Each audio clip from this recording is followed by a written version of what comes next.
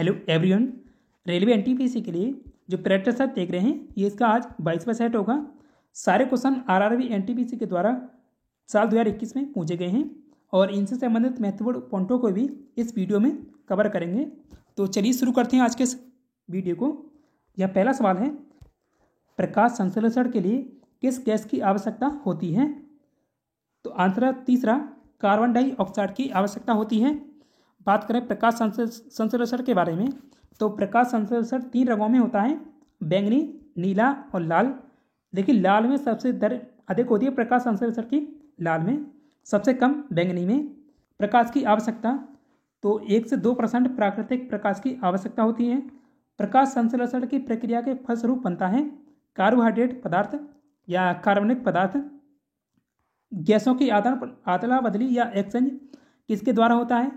तो रंध्र या स्टोमा के द्वारा होता है। रंध्र या स्टोमा पौधों की पंक्तियों पर पाए जाने वाले छोटे छोटे छिद्र होते हैं।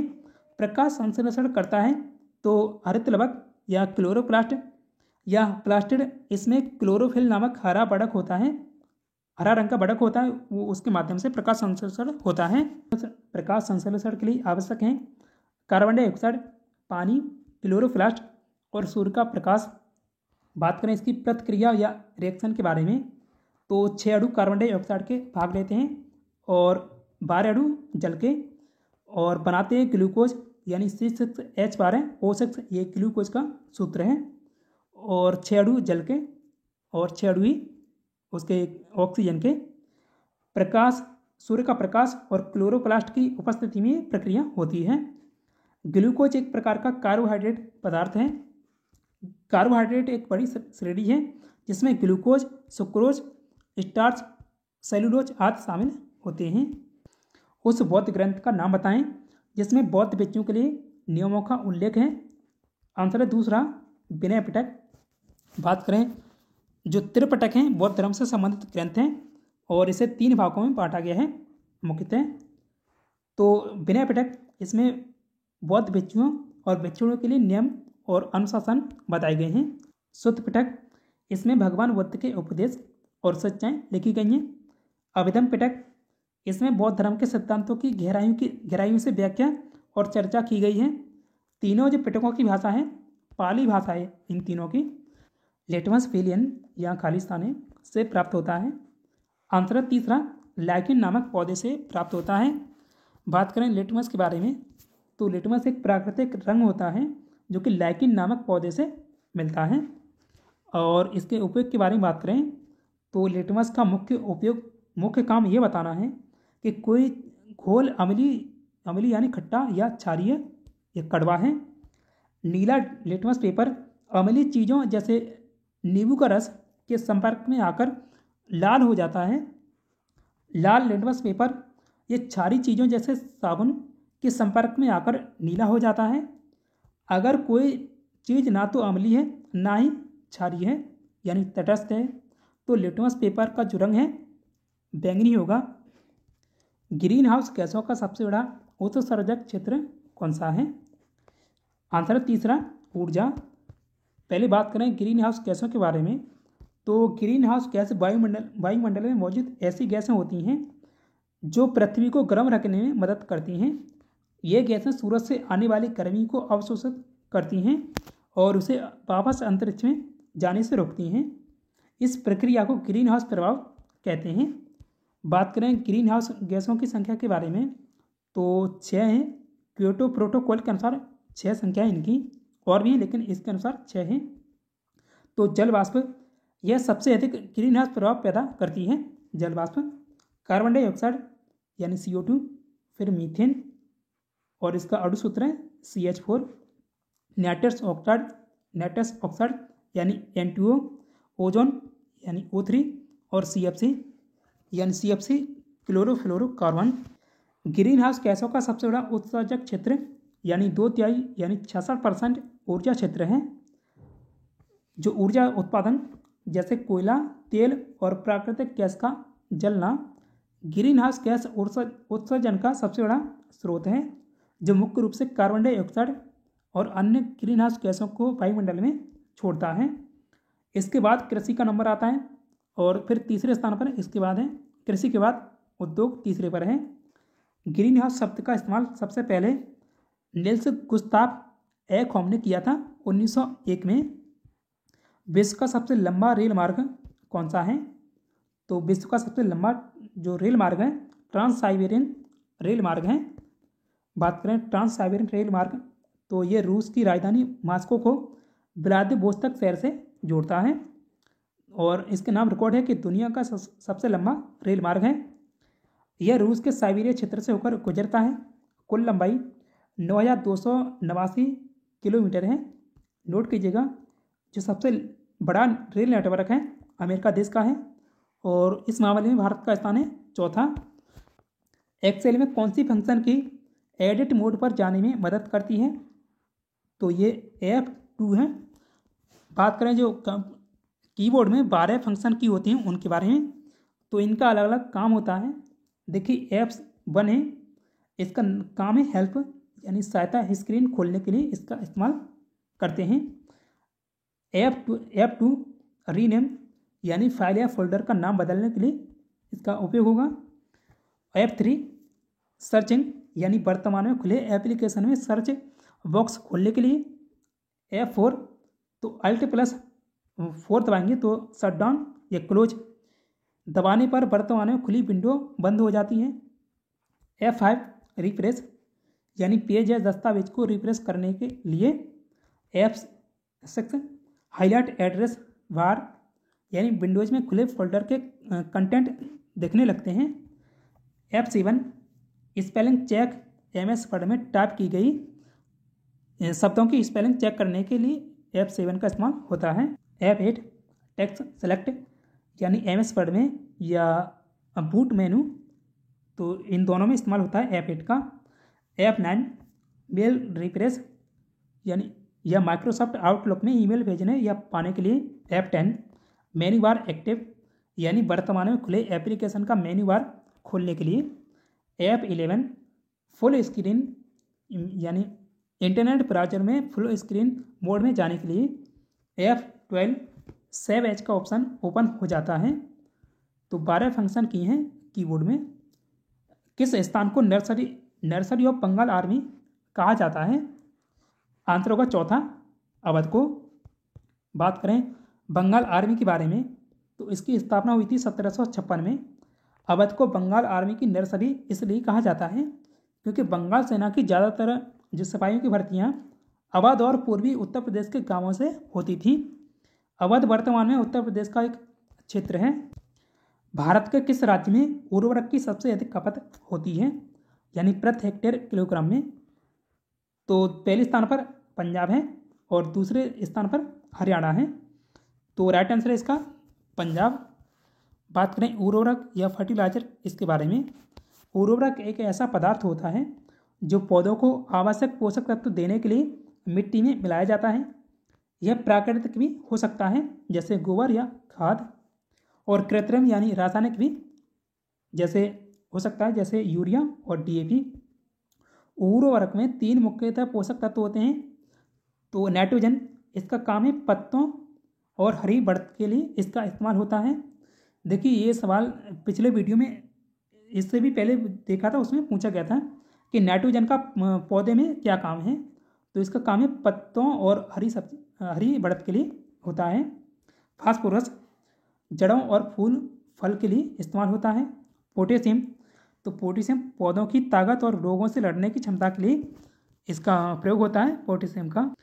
भारतीय रेलवे के हाल ही में जोड़े गए 17वें जोन का नाम बताएं। तो ये कोलकाता मेट्रो जोन है। बात करें भारत के जो रेलवे जोन है उनके बारे में कुछ इंपॉर्टेंट जानकारी है। तो इनकी संख्या वर्तमान में 18 है। आज़ाद भारत का पहला जो रेलवे जोन है 14 अप्रैल 1951 में बना था। दक्षिण रेलवे जोन जो जिसका मुख्यालय चेन्नई में है। दक्षिण तटीय रेलवे जोन का मुख्यालय विशाखापट्टनम आंध्र प्रदेश राज्य में है, जो कि देश का 18वां रेलवे जोन है और वर्तमान में संख्या भी इनकी 18 है। नोट कीजिएगा, भारत की पहली जो रेल चली थी 1837 में चली थी, मद्रास में, भाप इंजन से चली थी। भारत की जो पहली यात्री ट्रेन है 16 अप्रैल 1853 को चली थी। मुंबई से ठाणे के बीच चली थी। 34 किलोमीटर है। गति के 3 नियम इनमें से किसके द्वारा प्रतिपादित किए गए थे? न्यूटन के द्वारा ये तीनों नियम दिए गए थे। काफ़ी बार ये पूछा गया है। बात करें आइजैक न्यूटन, इनका पूरा नाम है न्यूटन का। तो संबंधित देश कौन सा है इनका? इंग्लैंड। प्रिंसिपिया इनकी प्रसिद्ध पुस्तक है और पुस्तक ये काफ़ी बार पूछी गई है। 1687 में लिखी गई थी। प्रिंसिपिया में न्यूटन के गति के तीनों नियम और सार्वभौमिक गुरुत्वाकर्षण के नियमों का सूत्रपात किया गया है, यानी ये नियम इसमें बताए गए हैं। न्यूटन के गति के 3 नियम हैं। तो पहले नियम में बताया गया कि कोई भी स्थिर पिंड तब तक स्थिर रहेगा जब तक कि उस पर कोई बाहरी बल ना लगाया जाए, और इसे जड़त्व का नियम भी कहा जाता है। तो ये सारे पॉइंट यहाँ से पूछे जाते हैं कि न्यूटन के गति के पहले नियम को और किस नाम से जाना जाता है? तो जड़त्व के नियम के नाम से जाना जाता है। दूसरा नियम, किसी पिंड के संवेग में बदलाव की दर उस पर लगाए गए बल के बराबर होगी या होती है।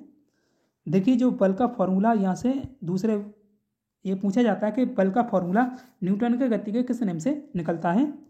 तो F बराबर ma, यहाँ से फॉर्मूला निकलता है न्यूटन की गति के दूसरे नियम से। न्यूटन का जो गति का तीसरा नियम है, इसमें कहा गया, ये बताता है कि हर क्रिया के बराबर और प्रतिक्रिया होती है, और इसे क्रिया प्रतिक्रिया का नियम भी कहा जाता है। भारत के पहले परमाणु परीक्षण का कोड नाम क्या था? इसका कोड नाम था इस्माइल बुद्धा। जो भारत का पहला परमाणु परीक्षण हुआ था पोखरण राजस्थान में किया गया था। 18 मई 1974 को हुआ था। इस्माइल बुद्धा इसका कोड था। बम का निर्माण भारत के भाभा परमाणु अनुसंधान केंद्र यानी बार्क के वैज्ञानिकों ने किया था, और इसका नेतृत्व किया था, यानी अध्यक्ष कौन थे? राजा रमन्ना की अध्यक्षता में किया गया था। को यहाँ बिलंग के स्थान है। को 2020 में यूनेस्को या Guillermo Cano press freedom prize से सम्मानित किया गया है। तो ये तब करंट में पूछा गया था, तो इन्हें मिला था जेनेट वीडियो लीमा को। अब बात करें जो वर्तमान में मिला है उसके बारे में बात करेंगे।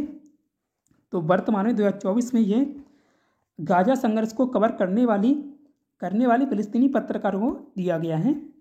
बात करें कुछ इस पुरस्कार के बारे में डिटेल में, तो इसकी जो स्थापना हुई थी 1997 में की गई थी। पहला पुरस्कार 1997 में दिया गया था। यह पुरस्कार उन लोगों, संगठनों या संस्थानों को दिया जाता है जिन्होंने प्रेस की आज़ादी की रक्षा के लिए खास योगदान दिया होता है, और दिया जाता है। तो हर साल ये 3 मई को विश्व प्रेस स्वतंत्रता दिवस के मौके पर दिया जाता है। तो एक सवाल यहाँ से ये पूछा जाता है, विश्व प्रेस स्वतंत्रता दिवस कब मनाया जाता है? तो 3 मई को। और जो इसकी पुरस्कार राशि है जो 25,000 अमेरिकी डॉलर दिए जाते हैं। रोलेट एक्ट के अंतर्गत निम्नलिखित में से कौन सा एक उपाय अपनाया गया था? तो आंसर होगा तीसरा, बिना मुकदमे के कार्रवाई। इसमें बात कही गई थी मुकदमे के बिना कारावास की सजा। बात करें रोलेट एक्ट के बारे में, तो ये 1919 में एक रोलेट एक्ट ब्रिटिश सरकार द्वारा बनाया गया था, जो एक कानून था। इस एक्ट के तहत पुलिस को बिना किसी ठोस कारण के किसी भी व्यक्ति को गिरफ्तार करने की छूट दी गई थी, और इसका मतलब ये था कि अगर किसी को संदिग्ध समझा जाता है, किसी ब्रिटिश भारतीय को, तो उसे बिना किसी आरोप के जेल डाला जा सकता था। महात्मा गांधी ने इसके खिलाफ आंदोलन करने का आह्वान किया था, जिसे सत्याग्रह नाम दिया गया। इसके खिलाफ कई विरोध प्रदर्शन हुए, जिनमें जलियांवाला बाग हत्याकांड जैसी घटनाएं शामिल हैं। और रोलेट एक्ट को ब्लैक एक्ट या काला कानून भी कहा जाता है। तो इसके उपनाम भी काफ़ी बार पूछा गया है। पारित हुआ था 18 मार्च 1919 को दिल्ली में लागू। तो ये लागू हुआ था 21 मार्च 1919 को। निरस्त हुआ था 1922 को, मार्च 1922 में। कंप्यूटर का जनक कैसे कहा जाता है या माना जाता है? तो चार्ल्स बेबेज को कंप्यूटर का जनक कहा जाता है। आंसर होगा तीसरा, चार्ल्स बेबेज। नोबेल पुरस्कार विजेता कैलाश सत्यार्थी इनमें से किस संगठन से जुड़े हैं? आंसर है पहला, बचपन बचाओ आंदोलन से। कैलाश सत्यार्थी इनका जो संबंधित राज्य है मध्य प्रदेश है, मध्य प्रदेश से भी संबंधित हैं। 2014 में उन्हें मलाला यूसुफजई के साथ नोबेल शांति पुरस्कार से सम्मानित किया गया था। तो मलाला यूसुफजई को भी 2014 में ये पुरस्कार मिला था, नोबेल शांति पुरस्कार। नोबेल शांति पुरस्कार यानी किसके योगदान के लिए मिला था उन्हें? बच्चों और युवाओं के दमन के खिलाफ उनके संघर्ष और सभी बच्चों की शिक्षा के अधिकार के लिए दिया गया था। निम्नलिखित में से कौन सी रचना मुंशी प्रेमचंद द्वारा लिखी गई है? तो आंसर इसका चौथा है सेवा सदन। मुंशी प्रेमचंद से संबंधित कुछ महत्वपूर्ण पॉइंट हैं, उनके बारे में बात करें तो मुंशी प्रेमचंद की अंतिम पूर्ण रचना, तो ध्यान रखिएगा यह पूर्ण रचना है, ये गोदान थी। गोदान उपन्यास था, 1936 में प्रकाशित हुआ था। अंतिम अपूर्ण रचना, यहाँ अपूर्ण और ये पूर्ण है, दोनों में अंतर है। यह मंगलसूत्र उपन्यास था। मंगलसूत्र को उनके बेटे अमृत राय ने पूरा किया था। और बात करें इनसे संबंधित कुछ रचना उनके बारे में, मुंशी प्रेमचंद की पहली जो प्रकाशित रचना है सेवा सदन उपन्यास था, 1913 में प्रकाशित हुआ था। प्रेमाश्रम, रंगभूमि, निर्मला, गबन, कर्मभूमि, कफन, पंच परमेश्वर, नमक का दरोगा, कर्मभूमि, सोजे वतन, तो ये जो प्रमुख रचना है इनमें से पूछी जाती हैं। बात करें जो ऑप्शन दिए गए थे उनके बारे में, तो यामा ये महादेवी वर्मा जी की रचना है। कामायनी जयशंकर प्रसाद की। चिदम्बरा सुमित्रा नंदन पंत की रचना है। 1920 में किस आंदोलन को असहयोग आंदोलन के साथ जोड़ा गया था?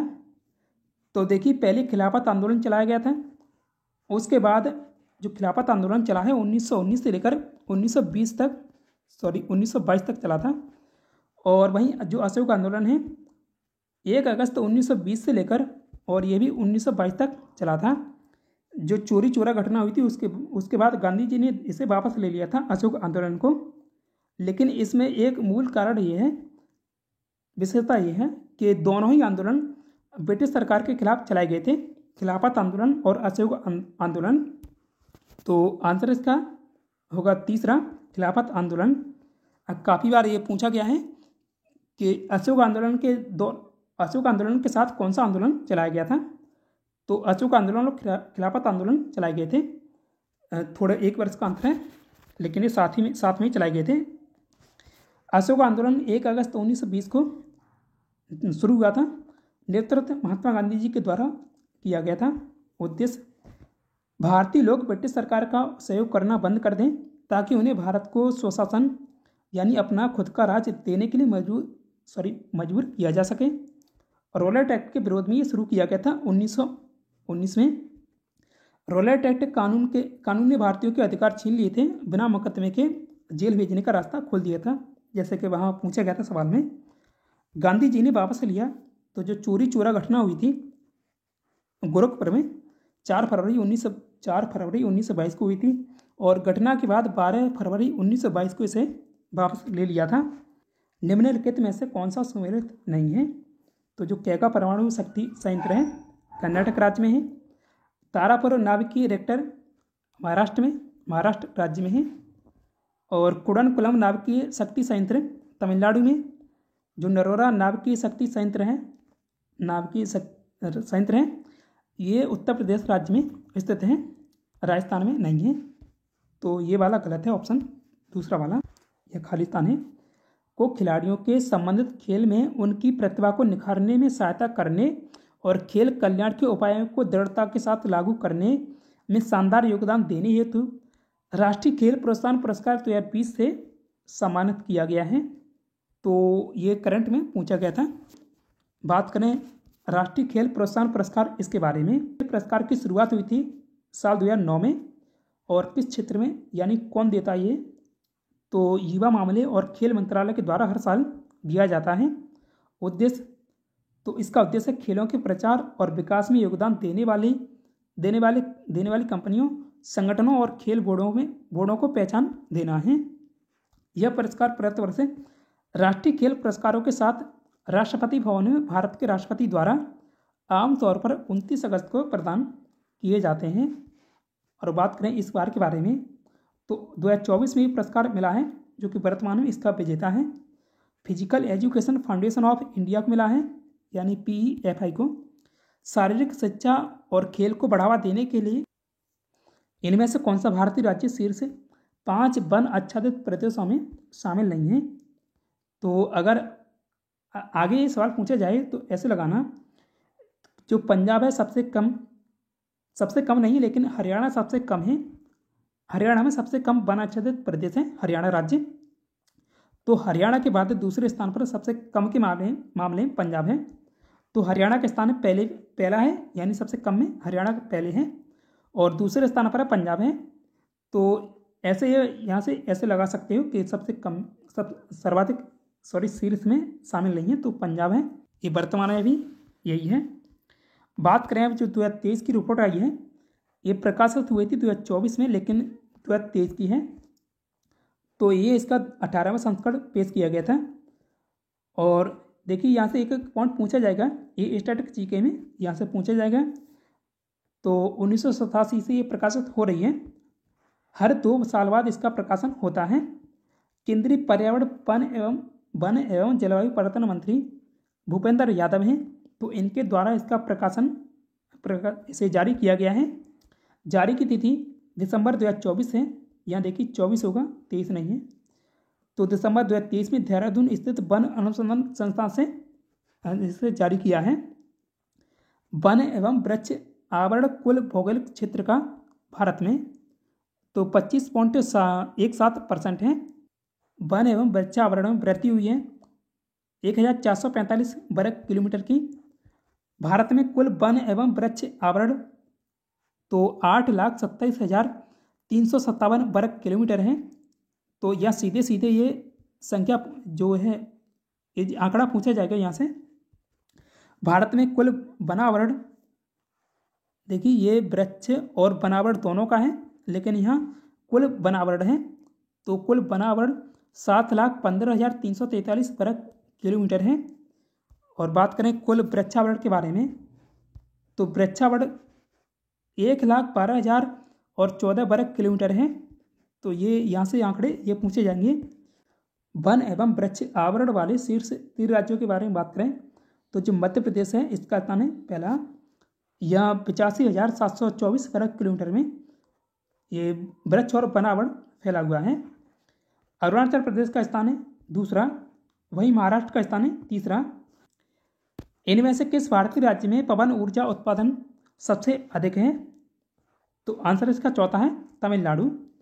देखिए पवन ऊर्जा के उत्पादन के मामले में तमिलनाडु पहले पर है, और अगर दूसरे स्थान पर पूछा जाए तो गुजरात राज्य का स्थान दूसरा है।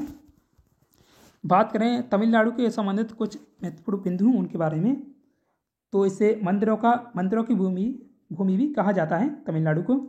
पहले इसका नाम मद्रास था और इसका नाम बदल के तमिलनाडु किया गया है 1969 में। स्थापना हुई थी इसकी 1 नवंबर 1956 को। अभी वर्तमान में जिलों की संख्या 38 है। देखिए जिलों की संख्या काफ़ी ग्रुप टी में पूछी जाएगी, वैसे एनटीपीसी के लिए, लेकिन ग्रुप टी के लिए भी इम्पोर्टेंट है ये। राज्यपाल वर्तमान में RN रवि हैं। मुख्यमंत्री MK स्टालिन हैं, जो कि DMK इनकी पार्टी है। विधानसभा सीटों की संख्या 234 है। और बात करें लोकसभा सीटों की संख्या तमिलनाडु में 39 है। राज्यसभा सीटों की संख्या 18 है। तमिलनाडु की सबसे ऊंची चोटी डोडा बेटा है, जो कि पश्चिमी घाट नीलगिरी पहाड़ियों में स्थित है। राज्य से होकर बहने वाली प्रमुख नदी कावेरी नदी है। ऑफिशियली लैंग्वेज तमिल है। तमिल फिल्म उद्योग को कहा जाता है बॉलीवुड। मुख्य भूमि भारत का सबसे दक्षिणी छोर, यानी मुख्य भूमि ये कैप कैमरून है, कन्याकुमारी में स्थित है। ये मुख्य भूमि में है, लेकिन अगर भारत का सबसे दक्षिणी छोर पूछा जाए तो वो पड़ता है अंडमान निकोबार में। कोरोमंडल तट तमिलनाडु और आंध्र प्रदेश राज्यों में फैला हुआ है, यानी दक्षिण पूर्वी तट पर स्थित है। महात्मा गांधी ने राजनीति में किसको अपना गुरु माना था? तो आंसर इसका दूसरा है गोपाल कृष्ण गोखले को। बात करें गोपाल कृष्ण गोखले इनके बारे में, तो इनका संबंधित राज्य पूछा जाता है। किस राज्य से संबंधित हैं? महाराष्ट्र राज्य से। गोपाल कृष्ण गोखले राजनीतिक गुरु थे गांधी जी के। और गोपाल कृष्ण गोखले के राजनीतिक गुरु कौन थे? तो महादेव गोविंद राणा ने सर्वेंट ऑफ इंडिया सोसाइटी की स्थापना गोपाल कृष्ण गोखले के द्वारा 1905 में की गई थी। महाराष्ट्र राज्य के पुणे शहर में या जिले में। कांग्रेस के अध्यक्ष बने थे 1905 में बनारस अधिवेशन में। गांधी जी के 1915 में दक्षिण अफ्रीका से भारत आने के बाद गोखले जी ने महात्मा गांधी को सलाह दी कि भारत की यात्रा करें और वहाँ की भूमि और लोगों के बारे में जानें। तो ये जो सारे सवाल हैं, ये सवाल पिछली जो वीडियो देखा था उसमें पूछा गया था। उस अंतिम बंदी सफ़ेद बाघ का नाम बताएं जिसकी मुंबई में मई 2019 में मृत्यु हो गई थी। तो ये करंट में पूछा गया था। बाजीराव इसका नाम था। CSIR के वैज्ञानिकों ने भारत में पहली बार आनुवांशिक अध्ययन किया है। तो अध्ययन कहाँ आयोजित किया गया था? तो ये भी सवाल करंट में पूछा गया था, लेकिन अब स्टैटिक जीके का ये सवाल बन गया है। आंसर है पहला, लक्षद्वीप में अध्ययन किया गया था। बात करें CSIR के बारे में, तो इसका फुल फॉर्म है council of scientific and industrial research, वैज्ञानिक तथा औद्योगिक अनुसंधान परिषद हिंदी में। तो CSIR भारत में वैज्ञानिक, औद्योगिक और आर्थिक विकास को बढ़ावा देने के लिए एक अनुसंधान और विकास संगठन है। संस्थापक आरकोट रामासामी मुदलियार और शांति स्वरूप भटनागर थे। स्थापना 26 सितंबर 1942 को हुई थी। महानिदेशक कौन है वर्तमान में? तो एन कलई सेल्वी हैं, जो कि इसकी पहली महानिदेशक बनी है CSIR की। शांति स्वरूप भटनागर पुरस्कार CSIR के द्वारा दिया जाता है वैज्ञानिक और प्रौद्योगिकी के क्षेत्र में। तो 1958 में इसकी शुरुआत हुई थी। तो इसका क्षेत्र पूछा जाता है और कब शुरुआत हुई थी वो भी। यहाँ मानव विकास सूचकांक पूछा गया था, भारत की रैंक क्या थी इसमें? तो 2019 में 129 थी। वर्तमान में बात करें प्रमुख सूचकांक जो 2024-25 में प्रकाशित हुए हैं। मानव विकास सूचकांक 2023-24 में स्विट्जरलैंड का स्थान है पहले स्थान पर है स्विट्जरलैंड, और भारत का स्थान है 134वां। जलवायु परिवर्तन प्रदर्शन इंडेक्स 2025 में डेनमार्क का स्थान है चौथा इसलिए है कि क्योंकि पहले 3 स्थान पर कोई देश नहीं है, और भारत का स्थान है इसमें 10वां। ग्लोबल हंगर इंडेक्स 2024 बेलारूस का स्थान है पहला, और भारत का स्थान है 105वां। आर्थिक स्वतंत्रता सूचकांक 2024, तो हांगकांग का स्थान है इसमें पहला, भारत का स्थान 84वां। वैश्विक नवाचार 2024, तो स्विट्जरलैंड का स्थान पहला, भारत का स्थान 39वां। एशिया पावर इंडेक्स 2024, अमेरिका पहला स्थान, भारत का स्थान तीसरा। हेनले पासपोर्ट इंडेक्स सिंगापुर का स्थान पहला, भारत का स्थान 82वां है। किस भारतीय महिला निशानेबाज ने नई दिल्ली में आयोजित 2019 के ISS विश्व कप के दौरान एकल 10 मीटर एयर राइफल महिला प्रतियोगिता में स्वर्ण पदक जीता था? तो अपूर्वी चंदेला के द्वारा जीता गया था। तो ये सवाल करंट में पूछा गया था। भेल का पूर्ण रूप क्या है? आंसर होगा पहला, भारत हैवी इलेक्ट्रिकल्स लिमिटेड। बात करें भेल के बारे में, तो यह भारत की एक महारत्न कंपनी है। इसकी स्थापना हुई थी 1956 में। मुख्यालय नई दिल्ली में है। वर्तमान में अध्यक्ष और CEO कौन है? तो के एस मूर्ति हैं। कोबोल का पूर्ण रूप क्या है? आंसर होगा तीसरा, कॉमन बिजनेस ओरिएंटेड लैंग्वेज। बात करें कोबोल के बारे में, तो कोबोल एक पुरानी लेकिन आज भी इस्तेमाल होने वाली कंप्यूटर प्रोग्रामिंग भाषा है, जो मुख्य रूप से व्यापार, वित्त और सरकारी सिस्टम के लिए बनाई गई थी। इसे कॉमन बिजनेस ओरिएंटेड लैंग्वेज कहा जाता है, जिसका मतलब यह है कि यह व्यवसाय से जुड़ी चीज़ों के लिए डिजाइन की गई है। इंडियन हाई स्कूल के छात्रों की एक टीम द्वारा निर्मित पहले छात्र उपग्रह का नाम क्या है, जिसे नासा द्वारा लॉन्च किया गया था? तो ये कलाम सैट इसका नाम रखा गया था। कलाम सैट दुनिया का सबसे हल्का और सबसे छोटा कृत्रिम उपग्रह है। कलाम सैट को नासा ने 21 जून 2017 को लॉन्च किया था। इसका नाम भारत के पूर्व राष्ट्रपति और मिसाइल मैन के नाम से जाने जाते हैं डॉक्टर APJ अब्दुल कलाम। उनके नाम पर रखा गया था। इसे तमिलनाडु के करूर जिले के रिफात शाहरुख ने बनाया था। वह क्षेत्र जहाँ किसान केवल सब्जियों में विशेषता रखते हैं। और इस प्रकार की खेती क्या कहलाती है? तो ट्रक फार्मिंग खेती इसे कहा जाता है।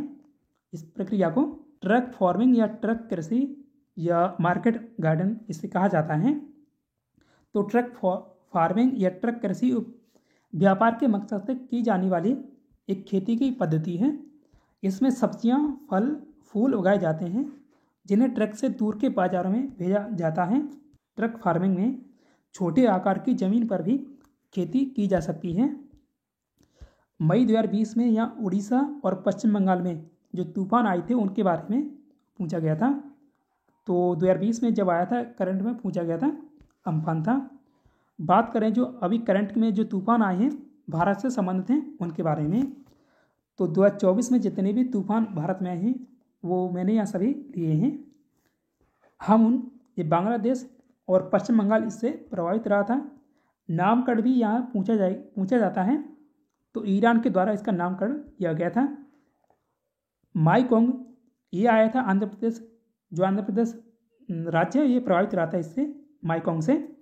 म्यांमार ने इसका नामकरण किया था, जो कोष्टक में इन्होंने नामकरण किया है। रेमिल ये पश्चिम बंगाल और बांग्लादेश इससे प्रभावित रहा था। असना कच्छ के क्षेत्र और सौराष्ट्र इससे प्रभावित रहा था। दाना पश्चिम बंगाल और उड़ीसा ये 2 राज्य से प्रभावित थे। फेंगल तमिलनाडु इससे प्रभावित था। किस शहर ने 2020 के लिए स्वच्छ सर्वेक्षण पुरस्कार में दूसरा स्थान हासिल किया है? तो जब 2020 में जारी हुआ था तो सूरत इसमें दूसरे स्थान पर था। बात करें अभी के बारे में, तो स्वच्छ सर्वेक्षण अवार्ड 2023 ये जारी हुई थी 2024 में, लेकिन 2023 की रिपोर्ट है। जारीकर्ता तो केंद्रीय आवास और शहरी मंत्रालय के द्वारा जारी किया जाता है। स्वच्छ सर्वेक्षण 2023 की थीम थी बेस्ट टू वेल्थ। स्वच्छ सर्वेक्षण 2024 की थीम है रीयूज, रिड्यूज और रिसाइकिल। प्रथम स्थान पर इंदौर है और सूरत, ये दोनों शहर संयुक्त रूप से पहले स्थान पर हैं इसमें। और जो सूरत है पहली बार इसमें पहले स्थान पर आया है। देखिए इंदौर मध्य प्रदेश का शहर है, सूरत गुजरात का। इंदौर लगातार 7वीं बार इसमें पहले स्थान पर रहा है। दूसरा स्थान किसी को नहीं मिला है। तो तीसरे स्थान पर नवी मुंबई है। मुंबई के पास महाराष्ट्र में स्थित है। और जो सबसे स्वच्छ गंगा शहर, इसके बारे में बात करें तो वाराणसी का स्थान है, उसके बाद प्रयागराज का और यूपी के दोनों शहर हैं। सबसे स्वच्छ राज्य महाराष्ट्र है, उसके बाद दूसरा स्थान है मध्य प्रदेश राज्य का। स्वच्छ सर्वेक्षण इन जो अवार्डों का प्रारंभ हुआ है 2016 से ये पुरस्कार दिए जा रहे हैं। अकुशल श्रमिकों के प्रवास का निम्नलिखित में से क्या कारण है? तो जो ऑप्शन है इसमें ये सही है, निर्धनता। बात करें इसके बारे में कुछ डिटेल में, तो अकुशल श्रमिकों के प्रवास के कुछ और भी कारण हो सकते हैं। गरीबी, बेरोजगारी, युद्ध, प्राकृतिक आपदाएं, बेहतर नौकरी की तलाश, परिवार का भरण पोषण और शरण चाहना। तो ये कुछ और महत्वपूर्ण कारण हैं इनके। 14 kg द्रव्यमान और 28 मीटर प्रति सेकंड के वेग से पिंड का संवेग कितना होगा? तो यह न्यूमेरिकली सवाल पूछा गया है। तो P बराबर होता है mv, या P संवेग है, m द्रव्यमान है और b वेग है। P बराबर दिया गया है, तो m है 14 kg इंटू 28 मीटर प्रति सेकंड वेग है, तो 28 का यहाँ गुणा होगा। 14 अट्ठे 112 हासिल 11 और 14 दूनी 28, 28 और 11 39, तो ये होगा 392 किलोग्राम मीटर प्रति सेकंड। नवंबर 2020 में मुंबई में लॉन्च की गई कलवरी श्रेणी की पनडुब्बी का नाम बताएं। तो ये करंट में पूछा गया था। असम में सबसे पहला तेल कुआं कहाँ खोजा गया था? डिगबोई असम में खोजा गया था। आंसर है दूसरा, डिगबोई में। बात करें तेल कुओं से संबंधित कुछ महत्वपूर्ण प्रश्न हैं उनके बारे में, तो भारत में खनिज तेल का पहला कुआं खोदा गया था असम के डिगबोई में सितंबर 1889 में। यह एशिया का पहला तेल कुआं था। अंग्रेजों ने एशिया में पहली तेल रिफाइनरी डेगुबोई, असम के डेगुबोई में ही लगाई थी। 11 दिसंबर 1901 को बॉम्बे हाई, अब मुंबई हाई है, भारत का सबसे बड़ा तेल क्षेत्र है।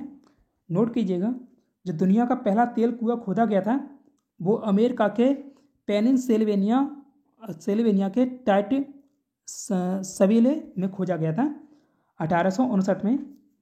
और उसके बाद ये जो असम में डेगुबोई में खोजा गया था, ये दूसरा स्थान था अमेरिका के बाद दुनिया में। निम्नलिखित में से किस धरोहर स्थल में वास्तुकला की द्रविड़ स्थापत्य शैली है? आंसर होगा दूसरा, हम्पी, जो कर्नाटक राज्य में स्थित है। बात करें द्रविड़ वास्तुकला शैली के बारे में, तो द्रविड़ वास्तुकला या दक्षिण भारतीय मंदिर शैली हिंदू मंदिरों की एक खास निर्माण शैली है जो कि दक्षिण भारत में विकसित हुई थी। प्रारंभ तो इसका जो विकास किया था पल्लवों के द्वारा किया गया था।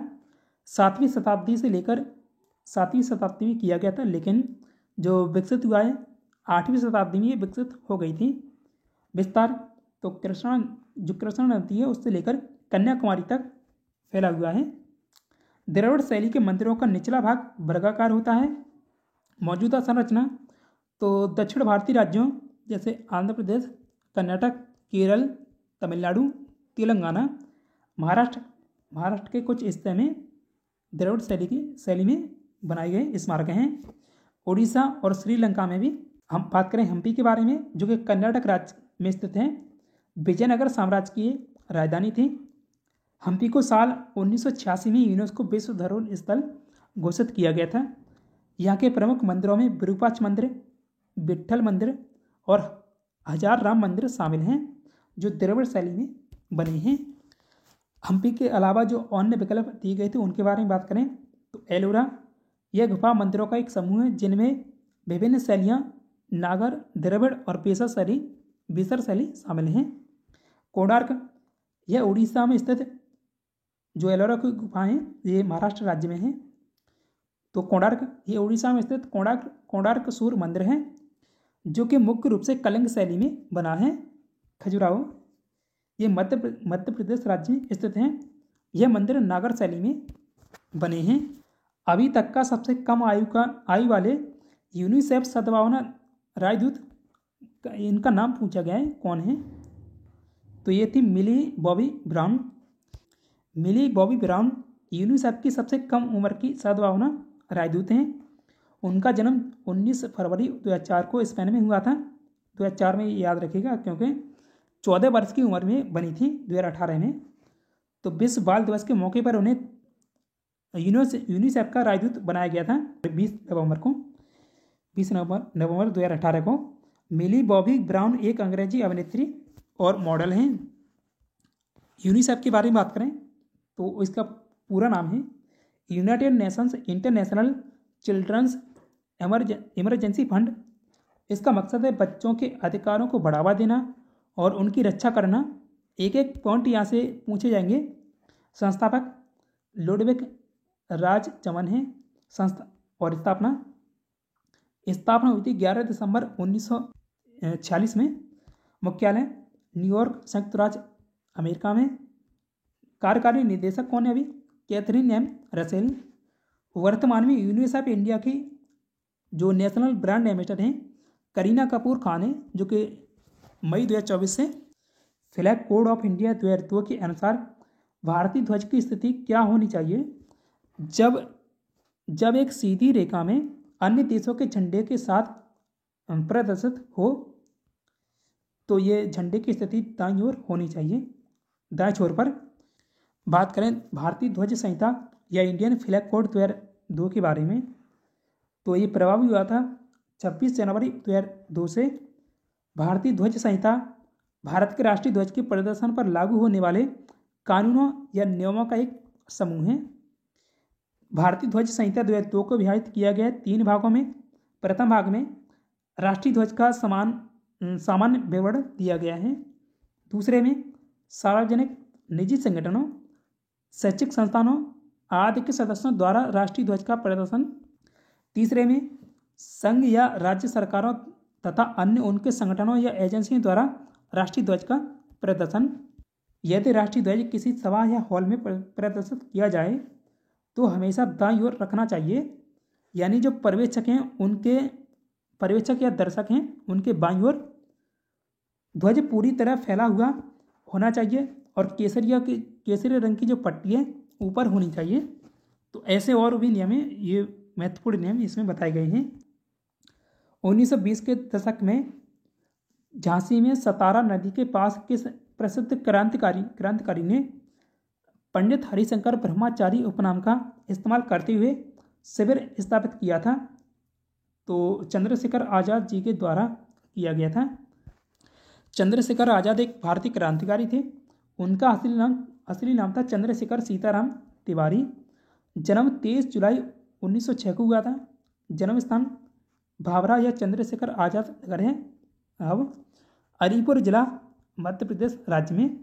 माता पिता तो पिता सीताराम तिवारी और जगरानी देवी थी माता। मृत्यु 27 फरवरी 1931 को हुई थी 24 साल की उम्र में। इलाहाबाद का जो अल्फ्रेड नोबल पार्क है वहाँ उन्होंने अपने आप को गोली मार ली थी क्योंकि अंग्रेजों की गिरफ्तारी से बचने के लिए। अन्य नाम आज़ाद, बलराज और ठाकुर साहब। चंद्रशेखर आज़ाद, अब इनकी झांसी की जो गतिविधियाँ उनके बारे में बात करें तो चंद्रशेखर आज़ाद ने कुछ समय के लिए झांसी को अपने संगठन का केंद्र बनाया था।